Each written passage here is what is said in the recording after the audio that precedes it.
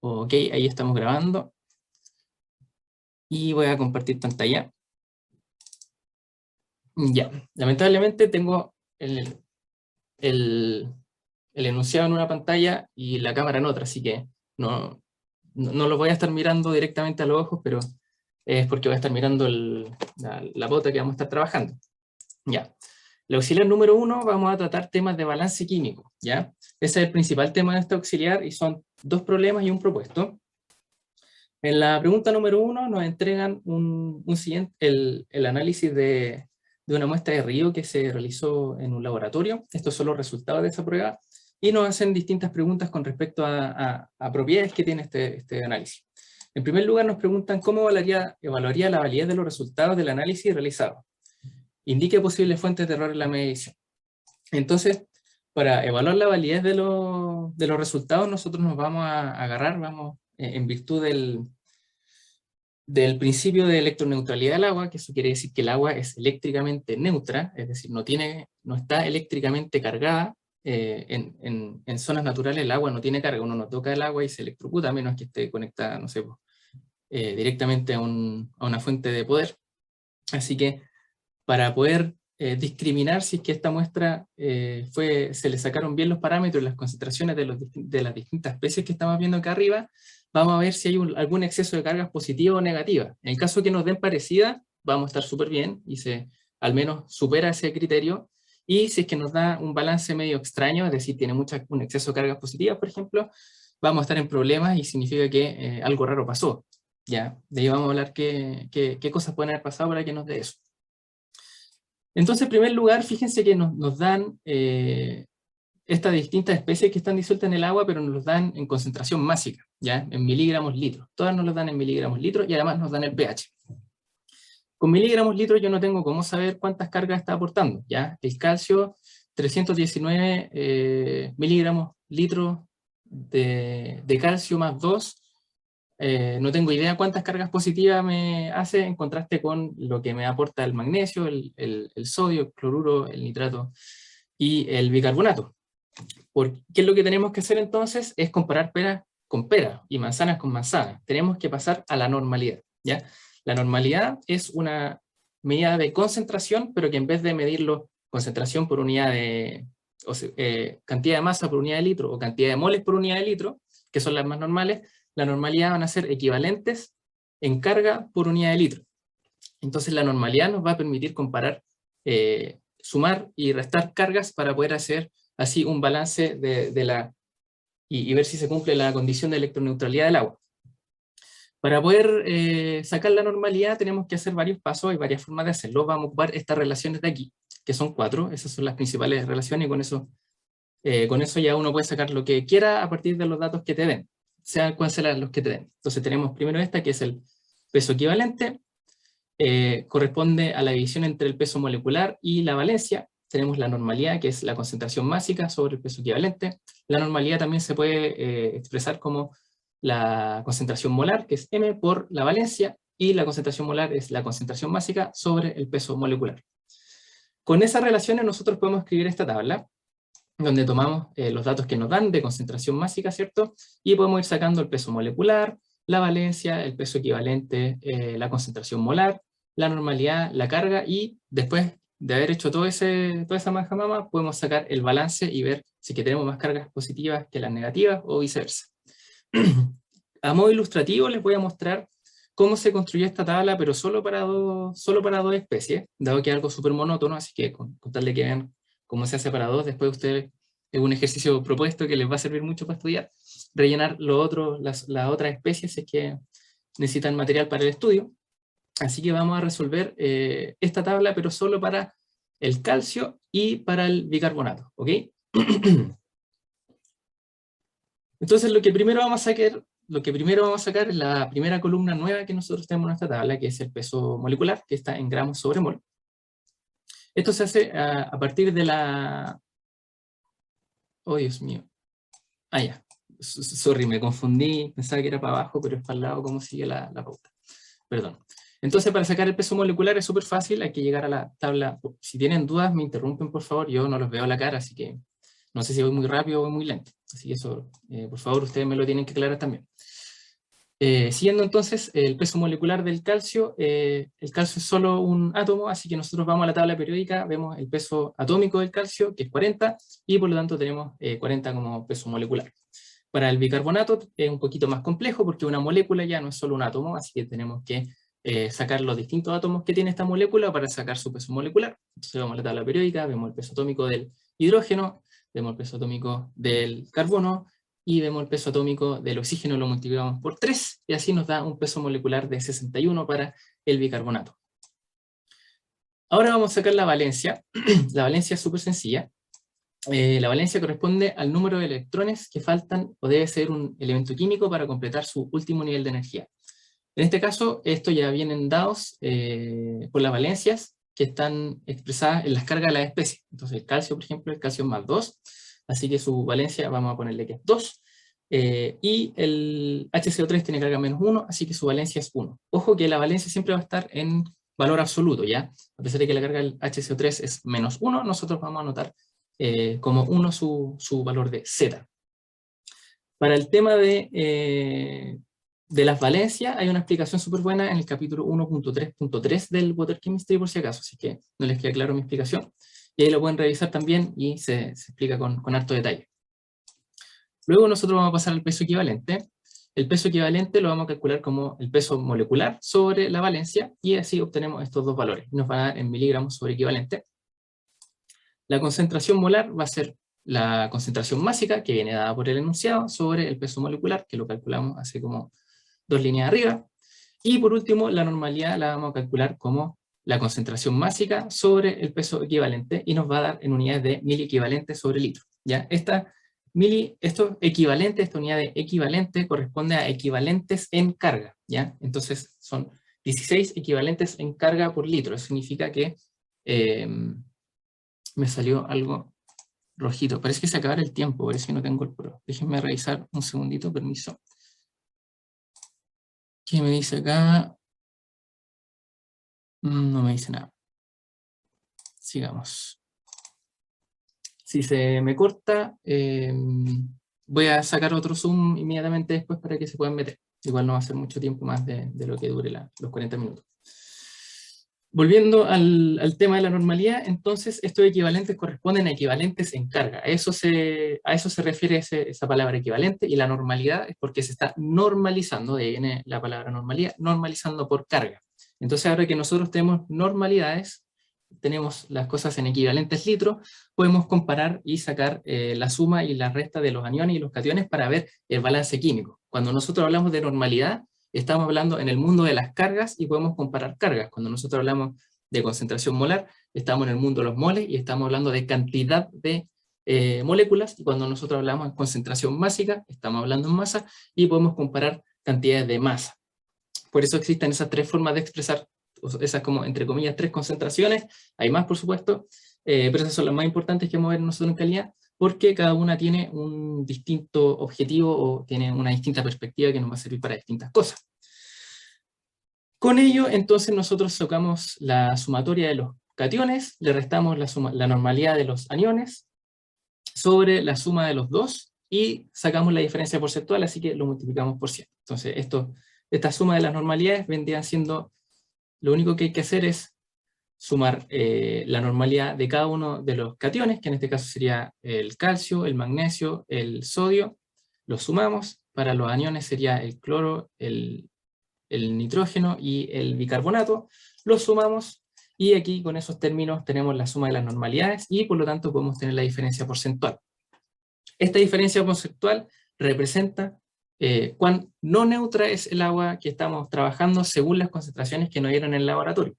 Como podemos ver, tenemos una diferencia que existe, una diferencia positiva, es decir, tenemos un exceso de cargas positivas, pero debido a que los laboratorios tienen rangos de medición, no son perfectos, quizás les faltó medir un ion, nosotros vamos a tener un rango de mediciones que se van a considerar aceptables. Es decir, a pesar de que nosotros tenemos una diferencia del 0,22%, vamos a ver si vamos a tener un cierto margen en el que vamos a aceptar muestras a pesar de que no te den 0, ¿cierto? En el caso de que el agua sea Como como el agua es eléctricamente neutra siempre, esta diferencia debe ser 0, pero por errores de la toma de datos, errores de medición y de imperfecciones de los equipos, nosotros vamos a tener un pequeño gap, digamos, de diferencia porcentual que puede haber entre los en nuestras muestras de agua, y vamos a considerar que una muestra está bien a pesar de que esta diferencia sea distinta de 0.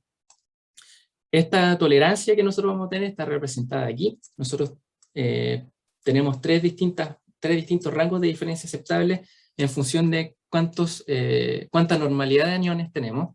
En el caso en que tengamos entre 0 y 3 miliequivalentes sobre litro, vamos a tener una diferencia aceptable de solo 0,2 miliequivalente litro, y a medida que van subiendo estos aniones, esta diferencia aceptable va siendo cada vez mayor. En nuestro caso, la suma de los aniones, como pueden ver, es 37, así que entraríamos en la última celda de esta tabla. Y, por supuesto, 0,22 es una diferencia mucho más pequeña que el aceptable de más o menos 5%, así que estaríamos bien. Esta muestra es aceptable. Se considera que se cumple el principio de electroneutralidad, así que no hay problemas con la muestra. No sé si hay alguna duda hasta el momento, o seguimos con la parte B. Tengo una pequeña duda. La concentración de los hidrógenos no la consideramos, ¿cierto? ¿Siempre queda fuera? Buena pregunta. Lo que pasa es que en este caso, muy buena pregunta. En este caso en particular, nosotros tenemos un pH de 7,2, ¿ya? Ese pH hace que la concentración del hidrógeno sea muy chica. Entonces, por ejemplo, déjame anotarlo aquí. Porque el pH es... Tengo que prender el lápiz. El pH... Ahí sí. Un segundito. pH es igual a menos el logaritmo en base 10 de la concentración de hidrógeno, ¿cierto? Entonces tú cuando tenés 7,2 significa que la concentración de hidrógeno es ya la menos 7,2. Entonces, esto implica que el H más es igual a 10 a la 7,2, menos 7,2. Así que la concentración es súper bajita, es muy bajita. Entonces para la agua neutra no tiene sentido considerarla, no tiene sentido considerar esta concentración para el balance de carga. ¿Se entiende? Ya, entonces si fuéramos estrictos lo consideraríamos, pero como es muy chiquito se desprecia. Y también lo mismo con el OH. Si estáis considerando los protones, tenéis que considerar los hidroxilos también. Pero ustedes saben que, me imagino, no sé si se acuerdan, pero estos dos exponentes tienen que sumar 14. Ahí están sumando 7 más 7, 14, 13, 14. Sí. La concentración de hidroxilo entonces también es muy pequeñita, ¿ya? Entonces no nos aporta carga. Pero imagínate si tú tenías un agua que tiene un pH muy ácido, van a haber muchas cargas positivas dando vueltas por ahí, muchos protones que tienen carga positiva dando vueltas por ahí en el agua, y por lo tanto sí podrían tener un efecto en el balance. Eso. No sé si hay alguna otra pregunta o pasamos a la parte B.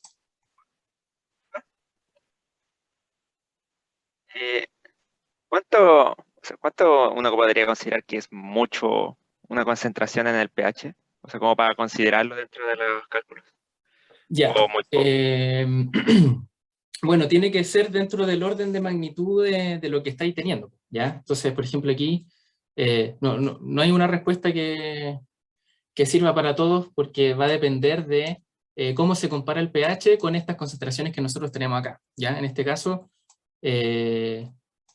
yo sí, digamos, por experiencia, sé que ya a la menos 7 me va a dar mucho menos concentración que estas de aquí, ¿ya? Lo sé porque lo he hecho, o sea, porque he hecho el desarrollo, digamos, no es que uno vea y lo sepa así, nace y lo sabe. Ahora, en general, las aguas naturales tienen pH en torno al neutro, ¿ya? Por ejemplo, las concentraciones de calcio y magnesio, aquí, por ejemplo, en la zona central de Chile, están más o menos dentro de este orden, quizás estas son un poquito más altas de lo normal. Entonces, para aguas neutras y que sean muestras de agua de la zona central de Chile, siempre vamos a estar en el rango en que podemos considerar que es despreciable el hidrógeno. Ahora, Hay excepciones, por supuesto, y me gustaría mencionar una, hoy hay un río en el norte que ahora se me fue el nombre, pero que la profesora lo ha estudiado, la profesora Catherine, y ese tiene pH en torno a 3. Ahí cuando uno tiene pH 3, ahí quizá ahí yo calcularía a ver cuánto me aporta el hidrógeno antes de despreciarlo. Ese es un pH súper ácido, es como un río que fuera jugo de limón de ácido, ¿ya? Es súper ácido, así que ahí podríamos tener un caso excepcional. Por lo general no va a suceder, pero te lo comento para que lo sepas, dado que me preguntan. Muchas gracias. De nada. Ok. Pasemos a la parte B. Nos piden calcular el valor de la fuerza iónica. Hablemos un poquito de la fuerza iónica. Eso quizás lo hablamos, la próxima auxiliar creo que también vamos a tener que comentarlo un poquito. Pero la fuerza iónica es un proxy, es como una aproximación de cuántos iones tengo yo dando vuelta. Y eso va a hacer que las reacciones ácido-base cambien. Entonces nos interesa que la fuerza iónica sea pequeñita, porque en el caso de que la fuerza iónica sea muy grande, la actividad de los... Nosotros anotamos la actividad, por ejemplo, permiso, tengo el lápiz de vuelta, ahora sí. La actividad se nota con esta paréntesis de llave, y por ejemplo de cualquier, pongamos del calcio. Cuando uno trabaja con relaciones ácido-base, las constantes de equilibrio, perdón, lo puse al revés. Cuando uno trabaja con reacciones ácido-base, nosotros vamos a considerar que la actividad es lo que importa, ¿ya? La actividad de los distintos elementos es lo que nosotros vamos a estar utilizando, o lo que en la realidad es lo que tiene impacto sobre los equilibrios a los que va a llegar el agua, y la actividad está súper relacionada con la concentración molar, ¿ya? De hecho, existe esta relación que es la actividad es la concentración molar elevada a un exponente.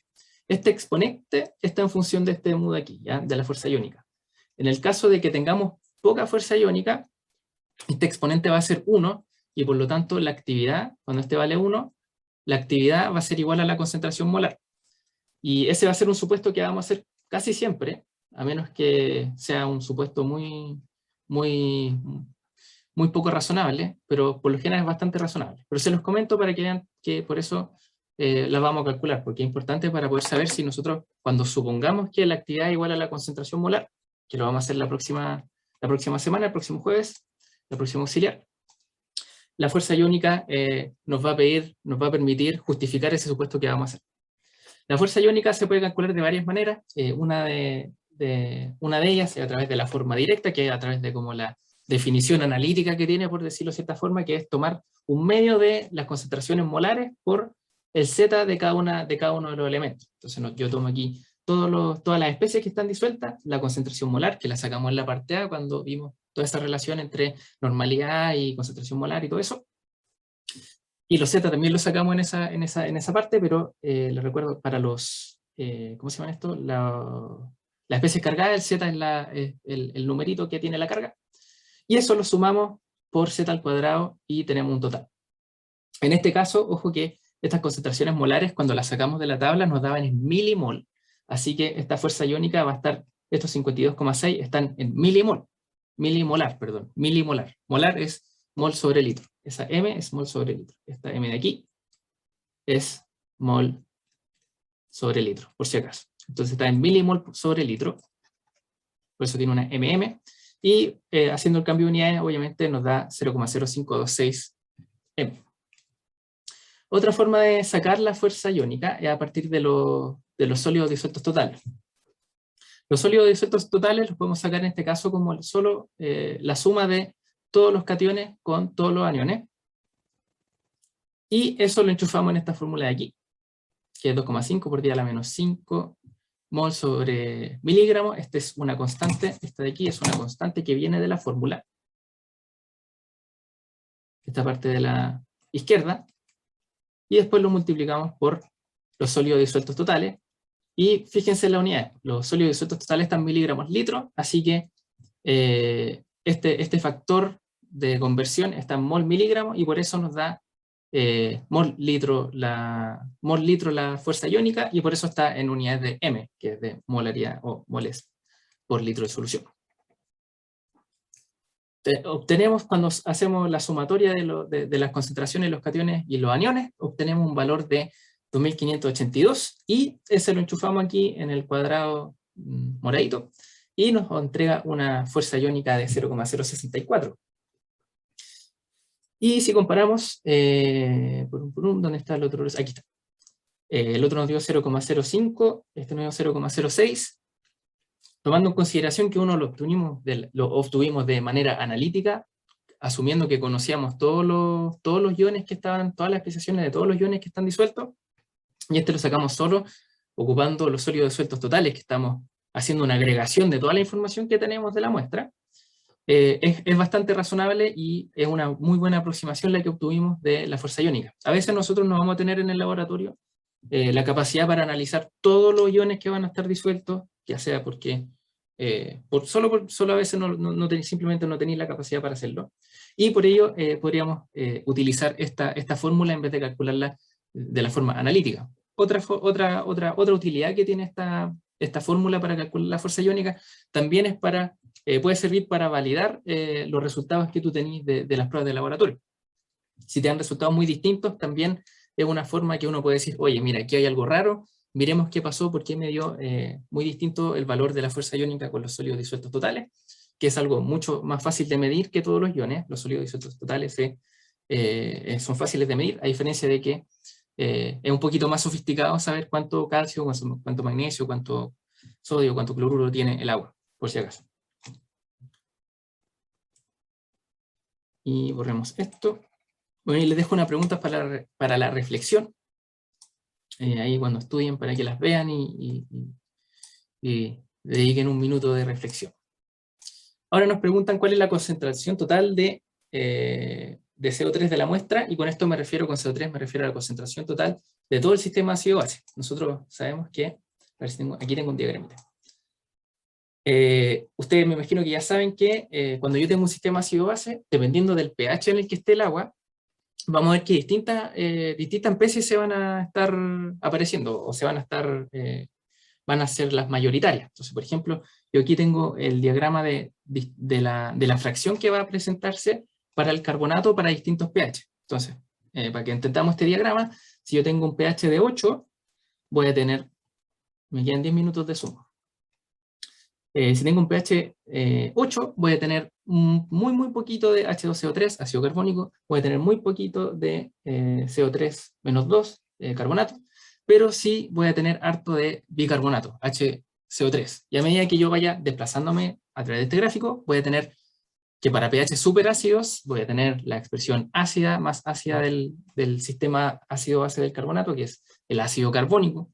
Y cuando tenga pHs muy básicos, voy a tener el carbonato, que es la versión más básica del sistema ácido-base del carbonato. Y estos puntos como, entre comillas, de inflexión, si los quieren llamar así, que es donde una muestra supera a la otra en ser la más importante, la especie con mayor concentración, la especie con más presencia, se llaman los P sub K, que eso los vamos a ver el próximo jueves, la auxiliar número 2, ahí vamos a hablar de todos los P sub K, pero para que tengan ojo que este es el significado cuando yo le hable de los P sub K, que son las constantes de equilibrio de las reacciones ácido-base, así estamos haciendo a referencia a este punto en estos diagramas. Y después vamos a ver cómo numéricamente sostienen efecto. Entonces nos preguntan, volviendo a la pregunta, ¿cuál es la concentración total del CO3? La concentración total del CO3,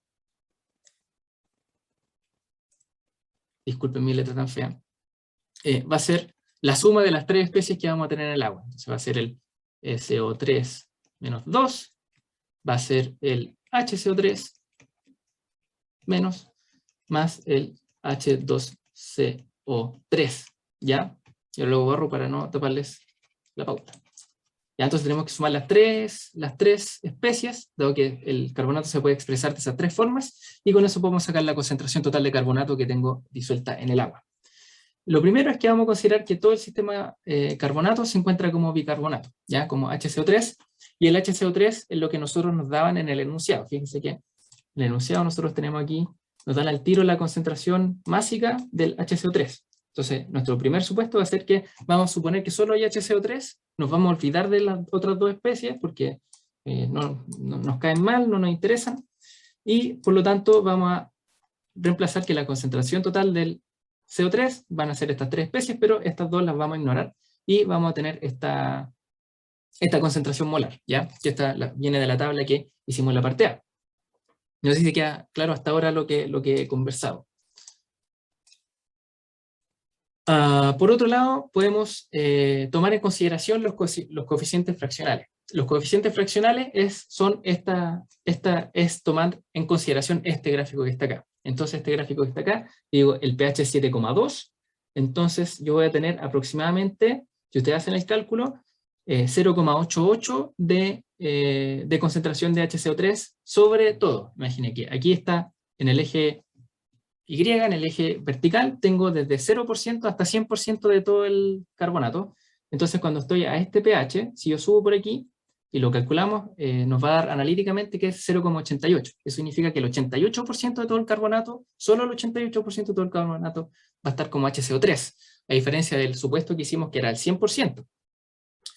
Para calcular este porcentaje se ocupa esta expresión de aquí.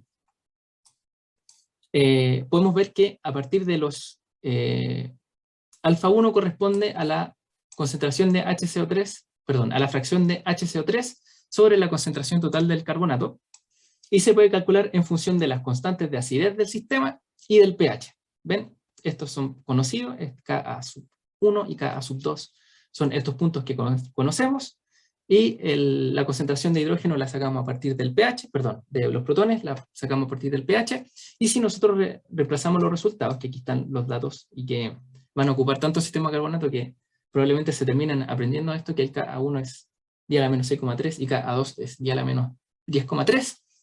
Reemplazando esto aquí, nos va a dar la concentración entonces nos va a dar 0,88 y pasamos multiplicando la concentración total de CO3 y nos va a quedar que la concentración total de todo el carbonato en el sistema es de 10,36. Fíjense que ahora subió la concentración de carbonato, antes nos dio 9, algo, ahora nos dio 10, algo, y es porque antes supusimos que solo había HCO3 y después en la segunda fase consideramos que también van a haber otras especies del carbonato por ahí dando vuelta en el agua. Y por eso nos dan resultados distintos. Y dependiendo del pH, va a depender cuán razonable fue el supuesto que hacemos. El pH es 7,2, igual claramente todavía estamos en un régimen donde hay un poquito más de otras especies, pero por ejemplo, para un pH el pH puede ser negativo, si yo le digo un pH de -1, que estaría por acá el diagrama, esta línea se extendería, la línea azul se extendería, y yo podría decir que para ese pH, digamos, -1, que sería estúpidamente ácido, prácticamente el 100% va a ser H2CO3, y si yo supongo que hago el supuesto de que todo está como H2CO3, me va a dar muy, muy, muy parecido, si es que no igual el resultado, entre ambas, entre la parte C1 y la parte C2. ¿Alguna duda con esta parte?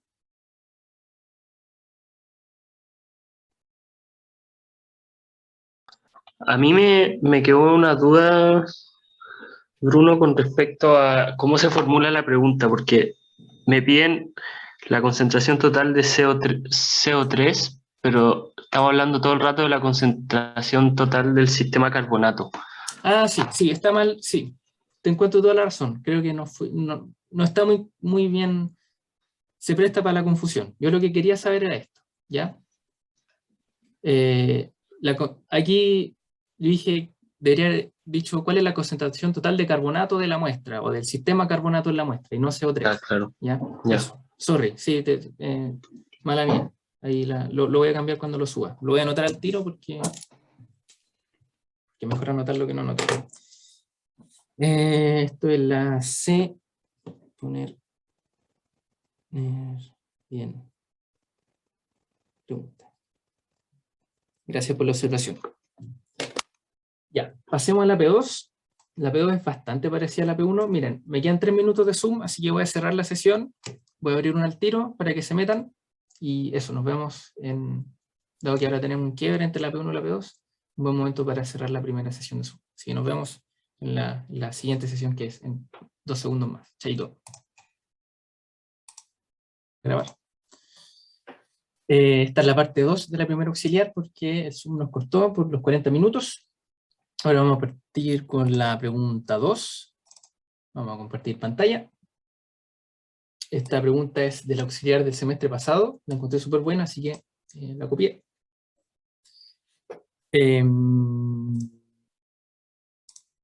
Quería comentarles que no me ha llegado ningún, o no lo vi, pero no me ha llegado ningún correo para que después les mande el libro que les había comentado, por si acaso. Para que alguien me lo mande. Su correo. Y ya. Entonces, la Pre2 nos dicen que nuestro equipo de trabajo y nosotros asesoramos a la Superintendencia de Servicios Sanitarios en la evaluación de la norma chilena 409 en la región metropolitana. La CIS le envió un informe de laboratorio con el siguiente análisis de una muestra puntual de agua potable. Ahí me llegó un correo, muchas gracias. Voy a anotarlo y sigo.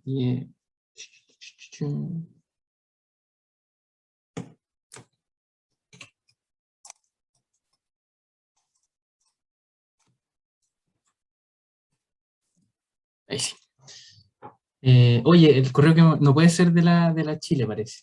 No puede ser de... Me mandaron ug.chile.cl. No puede ser ese. Tiene que ser un correo personal. Disculpen, no se los dije. Yo, por favor, si alguien me manda un correo personal. Ya, ahí me llegó otro. Perfecto. Ya, lo siento por las interrupciones. Estamos viendo detalles técnicos. Ahora sí. Nuestro equipo de trabajo es esto y al final nos entregan un informe de laboratorio, así que esto súper pareció a la pregunta anterior, nos dan el siguiente análisis. Fíjense, también tenemos calcio, sodio, potasio, bicarbonato, sulfato, cloruro, nitrógeno, flúor y pH 7,3. Así que tenemos, ojo, siempre ojo piojo con el pH, este pH 7,3, pH neutro, en este rango de valores se puede considerar que es más o menos neutro el agua. Y nosotros analizamos el informe entregado y nos percatamos de que el análisis está incompleto. O sea, vemos algo y algo que nos llama la atención de este análisis y decimos, oye, no, aquí falta algo. Y nosotros tenemos que especificar la medición que falta y el o los parámetros asociados a ella. Estime un valor esperado. Ojo que aquí la respuesta tiene que ser, si que ustedes tienen en el control, si que ustedes le hacen una pregunta como esta, tiene que responder en función a lo que le preguntaron. Aquí te dice, usted analiza el informe entregado y se percata de que el análisis está incompleto, entonces la respuesta tiene que decir, bueno, me he percatado que el análisis está incompleto por esta razón, y estimo que falta este parámetro, y estimo que el valor es este, ya, por si acaso. Solo hay que esperar a la profesora de ustedes, así que tengan ojo con eso. Lo que se hace aquí es que hicimos el mismo, no repetí el desarrollo de esta tablita que hicimos en la P1, pero se hizo la misma tabla en la P1, esta de aquí. Se hizo esta misma tablita, pero por supuesto que para esta otra muestra, y se hizo el análisis de ver si se cumplía el principio de electroneutralidad del agua. ¿Y dónde me quedó esta cuestión? Aquí, perdón. Y eso no lo puse porque ya hubiera sido muy monótono haber rellenado con la misma fórmula y con todo lo mismo, así que aquí sacamos al tiro la diferencia porcentual, asumimos que ya conocíamos todos los valores de normalidad, de concentración molar, de peso atómico, y sacamos la diferencia entre los aniones y los cationes y nos dio 8,7%. Ya, entonces, repito, aquí nosotros hicimos la misma tabla, ocupamos las mismas ecuaciones, pero llegamos a una diferencia distinta porque era una muestra distinta, y esta diferencia nos indica el tiro, sea cual sea el rango en el que estemos. Perdón, tengo que guardar Deme un segundito que tengo que guardar el video de la sesión pasada. Me lo guardo aquí. Perfecto, ya. Y nos dio esta diferencia de 8,7% y no es necesario ver la tabla para saber que está demasiado grande. Si quieren ver la tabla, el máximo porcentaje que nos dejan nos permiten es 5%, así que ahora tenemos 8%. Así que estamos por sobre el rango de tolerancia que tiene la tabla y por lo tanto podemos concluir con seguridad que el análisis está incompleto. Y ahí lo que tiene que saltar uno es como, bueno, si es que tengo un exceso, tengo menos 8,7%, eso significa que tengo un exceso de cargas negativas. ¿Se entiende eso?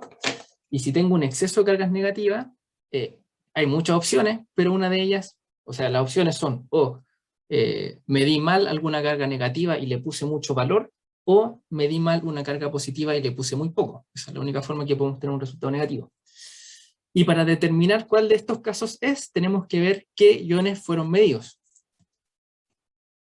En este caso, si pueden ver, no se midió el magnesio. El magnesio es un ion súper importante que siempre va a estar en el agua, ¿ya? Y siempre va a estar en la región metropolitana. El agua de Santiago es dura. El agua de Santiago es dura y tiene calcio y tiene magnesio. Esa ausencia del magnesio más ese exceso de cargas negativas nos indican que el operario se olvidó o la información se perdió de la concentración de magnesio que había en el agua. Y que por ello es que no se está cumpliendo el principio de electroneutralidad del agua, y por lo tanto, dado que conocemos cuál es el parámetro que falta, podemos estimar un valor del magnesio. ¿Cómo vamos a estimar el valor del magnesio? Vamos a considerar que este menos 8,7% es explicado por la normalidad del magnesio que no medimos. Entonces, eso dicho en otras palabras, es que vamos a imponer que la diferencia es cero, es decir, que el agua es perfectamente neutra, y vamos a, ese menos 8,7% lo va a absorber la normalidad del magnesio, y con eso vamos a poder sacar su normalidad, por supuesto, y a partir del valor de normalidad y el peso equivalente, podemos sacar la concentración molar, que es lo que hicimos. Nos da una normalidad de 2,35, que es la diferencia entre estos dos, ¿cierto?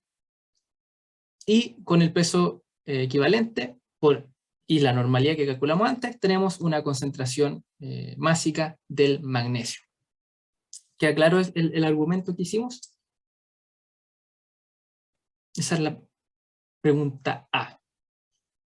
P2A.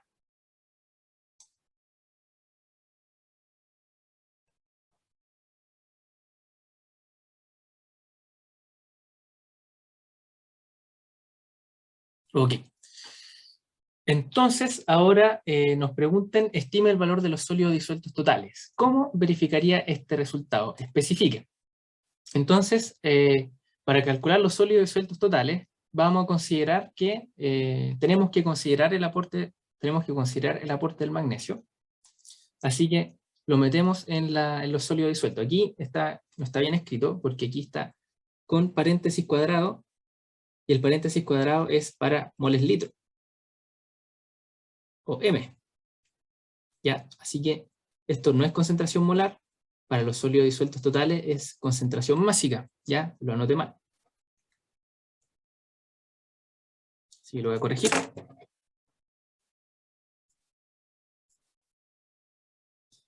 Y aquí entonces tendríamos que poner estos 18,57 miligramos litro, y nos va a dar entonces que la concentración total de sólidos disueltos totales es de 949 miligramos litro. ¿Cómo uno puede verificar este resultado? Por supuesto que midiendo los sólidos disueltos totales en la muestra de agua. Para mí los sólidos disueltos totales, uno lo que hace, me imagino, no sé si ustedes tuvieron un laboratorio de ambiental el semestre pasado, pero en el laboratorio de ambiental se medían los sólidos disueltos totales. Si no lo tuvieron, se lo explico. Es súper sencillo. Usted toma la muestra de agua, la pasa por un filtro de 2 micrómetros de poro, de diámetro de poro. Un filtro, esos filtros son súper, parecen como de algodón, se ven súper normales, pero son súper, dejan pasar cosas muy, muy, muy, muy pequeñitas nomás. Y por lo tanto ahí uno asume que en ese filtro por el que pasó la muestra se van a quedar todos los sólidos disueltos pegaditos al filtro. Entonces uno pasa el agua por el filtro y determina, pesa el filtro antes y después, una vez que seca el filtro, y con eso, esa diferencia de masa, por supuesto, vamos a considerar que representa los sólidos disueltos totales que había en el volumen de agua que hicimos pasar por el filtro. Así que con eso podemos verificar estos resultados. ¿Sí? ¿Se entendió? No sé si lo expliqué bien. ¿Alguna duda de la A o la B hasta ahora?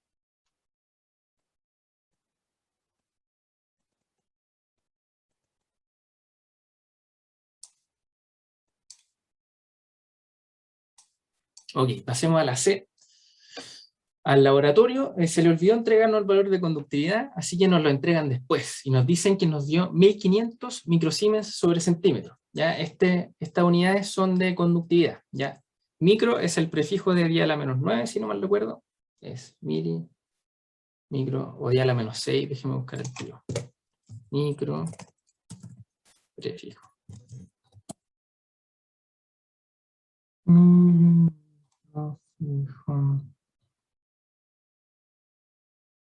Micro es 10 a la menos 6, sí.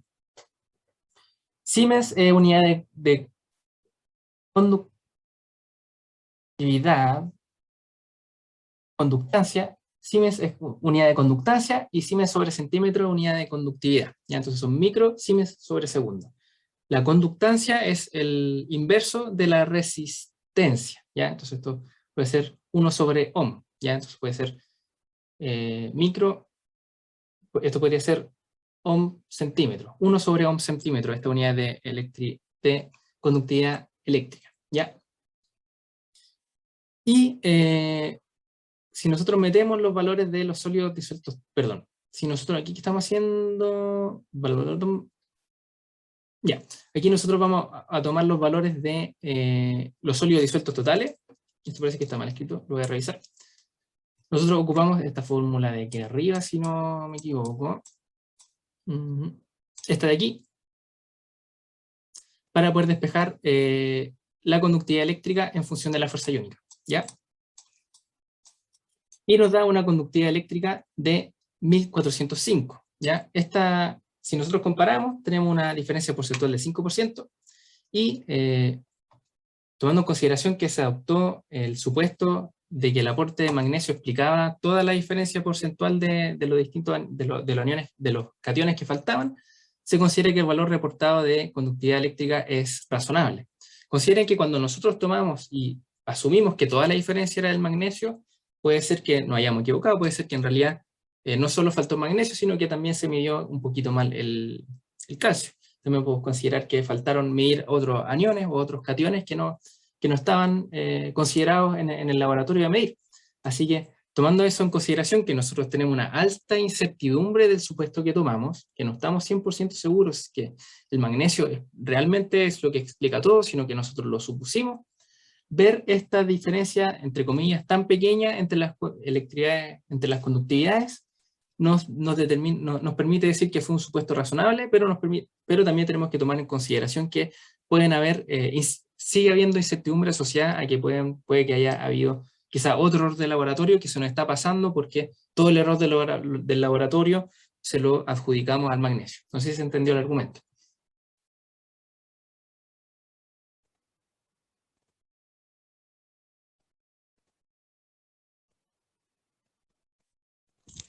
Sí, se entendió. Ya, muchas gracias. Y por último, creo que es lo último, por último, la pregunta D, de dedo, ¿cómo cambiaría su respuesta en A por una muestra del mismo origen, pero con un valor de pH de 2,5? Y ahí entramos a lo que me habían preguntado al principio. ¿Qué pasa cuando tenemos un pH muy ácido? Cuando tenemos un pH, bueno, y nos dicen, bueno, sin volver a calcular, discuta sobre la validez de los supuestos anteriores. Entonces, primero que nada, si el pH fuese 2,5, ya conversamos que la concentración de protones del agua no sería despreciable en este pH, que es muy ácido, sino que tendríamos cierta concentración cierta normalidad que se va a estar agregando de protones, de carga a la muestra, y por lo tanto esa diferencia que teníamos, por ejemplo, va a ser distinta, porque aquí nosotros tendríamos que meter esta diferencia acá. Nosotros aquí también tendríamos que tomar, cuando sumemos los cationes y los aniones, también debiésemos tomar el aporte del hidrógeno, de los protones, mejor dicho. Luego, en ese caso no sería válido imponer que el magnesio es el único catión importante que falta en el análisis, por supuesto. Por otro lado, también hay que considerar que para este pH, la especiación de los distintos sistemas ácido-base va a ser distinta. Entonces, en el caso particular, por ejemplo, el sistema sulfato, el SO4-2, a un pH de 2,5, habrá concentración no despreciable del ion bisulfato, ¿ya? Permítanme apoyarme del gráfico que les mostré antes del carbonato. Uno puede tener un gráfico súper parecido, pero en vez de para el carbonato, para el sulfato. Entonces uno puede tener, por ejemplo, aquí, van a cambiar, va a estar desplazado en la horizontal el gráfico del sulfato, pero va a ser algo parecido en donde vamos a tener, en un lado vamos a tener H2SO4, en otro lado vamos a tener HSO4, y en otro lado vamos a tener SO4-2. Ups, ¿qué hice? Este es HSO4 menos, y este es 4 menos 2. Y entonces cuando nosotros tengamos un pH 2,5, puede dar el caso de que nosotros tengamos una especie más... voy a partir de nuevo, porque creo que no estoy siendo muy claro. Quiero partir diciendo que nosotros tomamos aquí solo la concentración del sulfato, ¿ya? Para pH 7,3, si que ustedes ven las constantes de acidez del sulfato, van a cachar al tiro que el 100% prácticamente del sulfato va a estar en esta especie. Entonces, para pH 7,3, el supuesto de que no tomamos la existencia de otra especie de sulfato está súper bien. Ahora, si yo tengo pH 2,5, el pK, este de aquí, el pK2, digamos, del sulfato es, ¿cuánto era? Creo que lo tengo anotado, permiso, el pK es 2 y estamos en pH 2,5.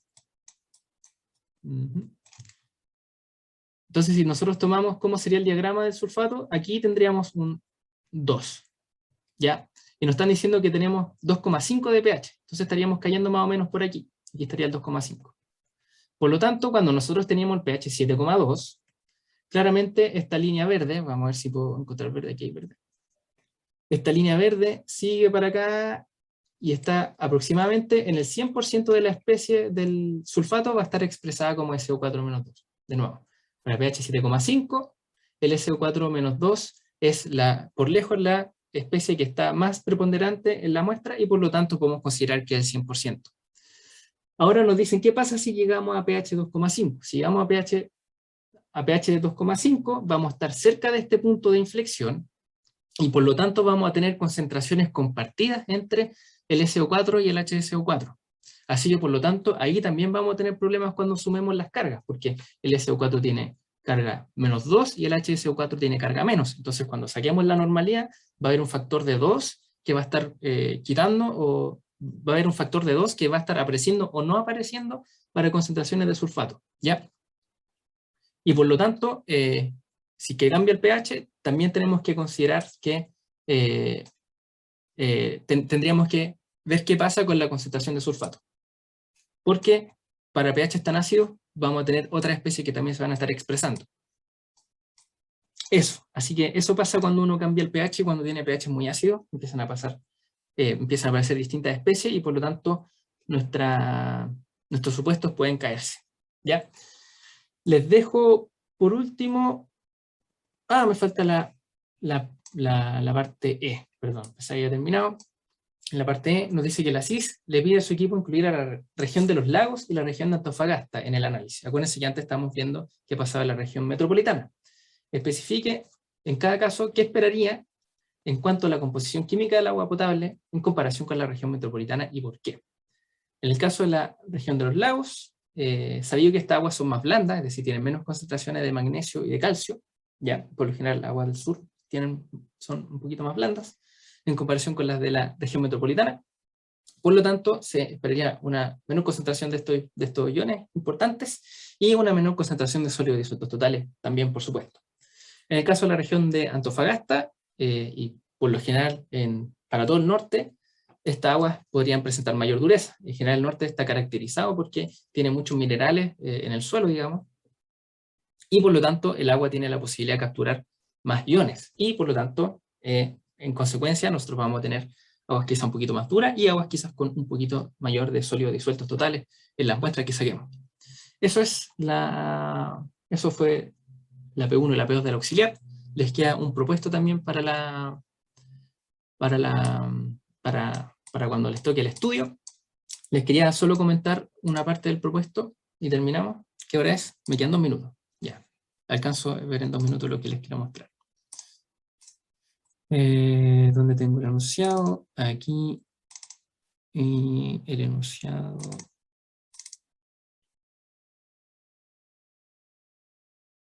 Aquí está. Y el propuesto, lo que les quería mostrar del propuesto, es que acá el HCO3 no lo dan en miligramos litro como estábamos acostumbrados, sino que lo dan como miligramos, como CaCO3, ¿ya?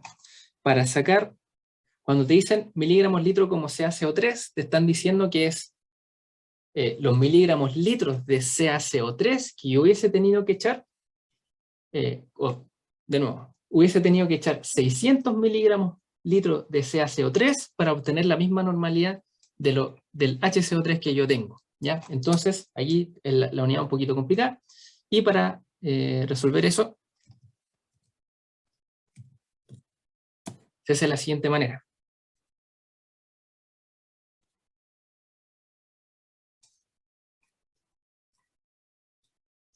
El CaCO3, cuando entra al agua, se especia como Ca más 2 más CO3 menos 2. Este CO3 es parte del sistema carbonato, así que una vez que se disocia puede formar HCO3 o H2CO3, pero supongamos en el momento, en el instante en que entra al agua, primero se separa del calcio antes de poder tomar otros protones, ¿ya? Entonces cuando alguien te dice miligramos litro como CaCO3, como esto es la concentración equivalente a haber echado los 600 miligramos litro, uno puede sacar que la normalidad del HCO3 se calcula como esos 600 que nos dieron sobre 50. Y este 50 es el peso equivalente del CaCO3. ¿Cómo se saca ese peso equivalente? Es el peso molecular sobre Z, y el peso molecular es 100. Y aquí, como el CaCO3 se disocia y forma más 2 y menos 2, aquí va un 2, ¿ya? El Z vale 2 y por lo tanto es 50. Y de ahí viene este peso equivalente, viene aquí, entonces el peso equivalente del CaCO3 por la concentración en miligramos litro como CaCO3 nos da la normalidad del HCO3, y ahí ustedes pueden volver y calcular, por ejemplo, la concentración másica o la concentración molar del HCO3 directamente a partir de la normalidad. Eso, para que no se confundan con esa unidad de medida. No sé si tienen alguna pregunta, ya estamos justo en la hora, así que eso, quedo atento.